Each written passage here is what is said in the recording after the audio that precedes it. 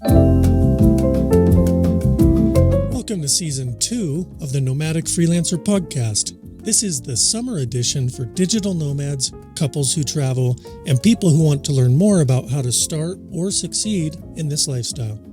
These are video episodes that you can follow on Spotify and subscribe to on YouTube, or you can listen to the audio version on Apple Podcasts. I'm your host, David Whipple. Let's get into this. For many people who travel, especially couples, we often get the question, what do you do for work? How do you make money? All that, working remotely with the travel lifestyle. That's what this episode is all about. There's lots of ways to do it, and we've certainly done a number of different ways, but one of them, and actually the first one, was camp hosting. This should not be overlooked as a form of revenue and a way to have fun too while you're traveling solo or with your partner, wife, husband, whatever.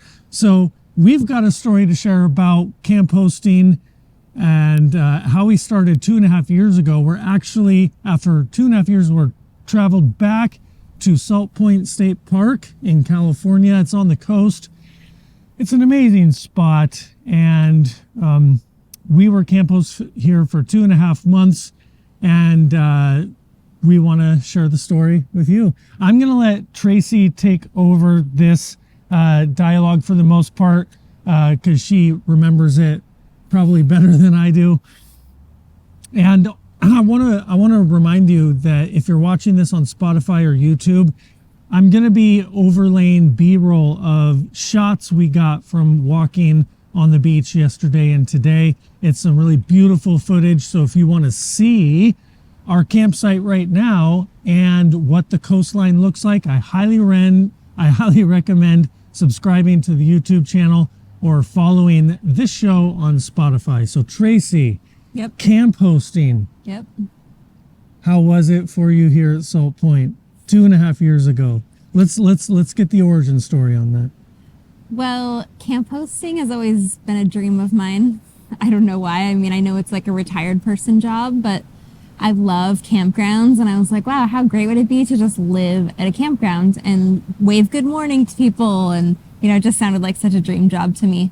So we were living in Phoenix, Arizona, and I just had this intuitive hit, like, we need to go be camp hosts. And David was on board, so we sold everything that we had, and we bought our little burro trailer that's behind us here, if you're watching the video. And we decided to, this place, Salt Point State Park, I came here for the first time like almost 20 years ago when I was living in San Francisco. It's actually 100 miles north of San Francisco on the coast. And I was going through like a heartbreak at the time, and a friend and I just hopped in a car and drove like as far as we could until sunset, and we landed here. So anyways, that's what kind of how I found out about this place at first. And then I brought David here on our travels one other time, and I mentioned it, like, let's just apply to be camp host there. Let's see what happens. And of course they really wanted us. It is a volunteer job, so this one is not a paid gig. Right, as I said at the beginning, you can get paid gigs, and we did have one later in our travels that we'll tell you about, but this first one was a volunteer. Yeah, so we didn't really have any idea what we were going to be doing or how we'd make money, but we just took that leap. We were just like, well, we just know we want to live in this trailer, we want to travel around, we want to find different income streams, so we decided at least we have a place to live for free. It came with, electricity and water and a washer and dryer. So it was pretty pimpin'. And that was right before everything closed down because of COVID. So it was pretty funny. We never actually got to be camp hosts here because I think it was like 2 weeks after we arrived at the campground, everything closed down. First it was camping, and then it was hiking, and then it was like, oh, you can't even visit the beach. So they allowed us to stay here because they needed just eyes on the land, so that other people weren't like taking over and trying to camp for free and etc. So we had the pleasure of having the whole beach to ourselves, all the trails to ourselves, the whole campground to ourselves. And that was like a really glorious time for us. We actually reminisced yesterday as we were walking along the beach, and there were just a lot of people, and they were at all the spots we wanted to go to. We're like, remember when this was all ours? It was fun. Yeah. So anyways, that the whole first camp host experience was not really a hosting experience, but it's like what I really, really wanted. And we ended up leaving a little bit early just because there wasn't much going on, and we got a gig in Zion, Utah. So we packed up and headed out to that. And then a few months later, we decided, hey, let's go for that camp host thing again, but this time let's get paid to do it. So we found a place in, where is it, Northern California, on the other side of the Rockies. So, not the Rockies, the Sierras. And so it was like you get minimum wage, I think, which was like $12 an hour in California or something, 40 hours a week. And you live at the campground. Yes, you clean the toilets. But we made it fun. We worked together and like cracked jokes the whole time. And, you know, it's like, sure, it can be like a really terrible job if you look at it that way. But also if you have a partner that's fun, you can make it fun. And you also, what else do you do? You sell firewood, check guests in, collect money, do like rounds at like 10 o'clock to make sure everybody's being quiet, kind of policing the campground, which is what David didn't really love about it. I loved camp hosting because I loved like walking around and meeting people and waving good morning and saying hi. David didn't like a lot of aspects of it. Maybe you want to share? No, that's pretty much right. By and large, camp hosting is pretty cool. Volunteer and paid are both good for different reasons. If you've got clients that you're working for remotely, then if you're doing a volunteer camp job, you're not working all day long. So you could have a free place to stay in a beautiful area and do your remote client work as well. Mm-hmm. And if you're doing a paid camp host job, you're also not working all day long. So you could even work for your clients if you have a signal or a cell booster antenna. Actually, when we were here at Salt Point 2.5 years ago, there was no service here, but they recently put in a tower nearby and the service is phenomenal now. I do a speed check with an app called Open Signal, which I highly recommend. And you can check the data wherever you're at, its speed, and it's really good here now. So that's pretty cool. Wish we had that when we were here. Yeah, we were struggling. Yeah. But so that second host job that we had that was paid, it was near Lake Tahoe in the mountains. No signal there at all. Even if you had a booster, you ain't getting none. So that was pretty cool actually for us to not be on the internet all day long or have the opportunity to be. So we would read books again, which was actually great. Yeah. And plenty of time to spend on the lake there when we weren't working or walking around talking to other guests. By and large, they were good people, the campers, but camping has changed over the last 2 years, over the last 20 years even. I remember camping as a kid, no big rigs, no generators. People didn't drive as fast. They were by and large respectful to their neighbors, but that is different nowadays. So having to, as Tracy said, babysit or police bad campers is a real drag because these people are supposed to be adults. Mm-hmm. And they do not act like it. They don't respect the quiet hours. And so we'd have to tell them to quiet down and they're drinking and then it becomes problematic. That was the worst part. Generators. Yeah. And litter. You know, when people leave, they left a lot of trash at the campsite and the dumpsters were overflowing. It was just a real headache and sad because we are the kind of people and campers who we advocate for as heroes on this show is leave a campsite better than when you found it, or at least as good. And it's sad to be in beautiful natural areas and to see people just litter. It's so careless, so offensive, so immature.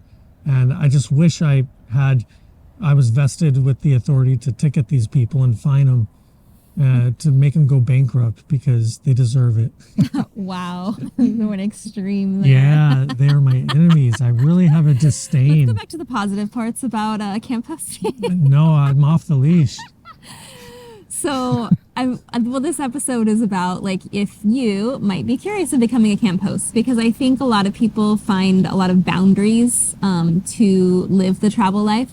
And in this episode, we just really wanted to highlight that this is an option that anybody can do. I mean, literally anybody. Yeah, you can be very young or very old. Yeah. And there's plenty of paid gigs out there. Like, there's so many campgrounds always looking for people. A couple of websites that I use to look for like camp hosting jobs. Well, first, if you already know the area you would like to be in, you can just go to your state parks website and then look on there, and I'm sure they're hiring. You know, you just fill out an application and then they'll contact you.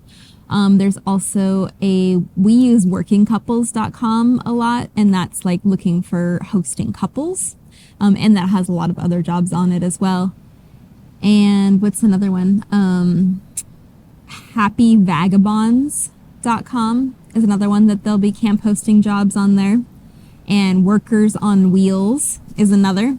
So there's plenty of options out there if you're interested in doing something like this. And I really encourage it, because if you love nature, if you love campgrounds, I think that you'll find really great benefit and joy from it. And there's a lot of valuable lessons. You know, people are the greatest teachers. So you'll have people challenge you. You'll have people inspire you. There's all kinds. So I think it's overall a really great experience. And I would like to do it again. It might be like after we're retired. I don't know. David's not really there right now as far as wanting to be a camp host. Well, he has a lot of stipulations, I guess. Yeah, just I learned from the last experience, and if I would be open to doing it again, but I'd have to have parameters and boundaries. Like the place would have to have speed bumps to force people to slow down, because I would verbally communicate to them, and of course they didn't listen. And at this point, it has to be a good cell signal for David. Yeah, so I can continue to do my work for clients. And just a few parameters. I'd be open to doing it again. Overall, we do recommend camp hosting as a great way to work and live and play while traveling and working remotely. Yeah, I mean, just think about your favorite place, and you can live there for, usually it's, I think, a minimum of 1 month. They really like to get 3-month segments or a season commitment. I think, like we said, we were here for 2.5 months. I think we were at the other one for almost 3 months. So that's pretty typical. You don't want to do it too long. You don't want to go be somewhere as a camp host for 6 months, because you'll start getting bitter, honestly. Yeah. There is a limit to how long you can be at a place. And that's a good thing. So if you have any questions for us about camp hosting or whatever, on Spotify, I do have questions and a poll there, so it's interactive. Or you can hit us up on Instagram. Our profile links are in the description. We'd love to hear from you, and hope you have a good time doing what you're doing out there. Yeah, take care. Thanks for tuning in. Thanks for listening to this episode. I'm grateful for your attention. If you like what you hear and you want more, follow on Spotify, subscribe on YouTube, or give it a rating on Apple. The show notes and more are on my website at davidwhipple.com. If you have a question, send me an audio message and I'll play it in an episode to answer it on air. The link for that, how to show your support, and everything else is in the description. So this is David Whipple reminding all of us to work smarter, travel lighter, and enjoy the process.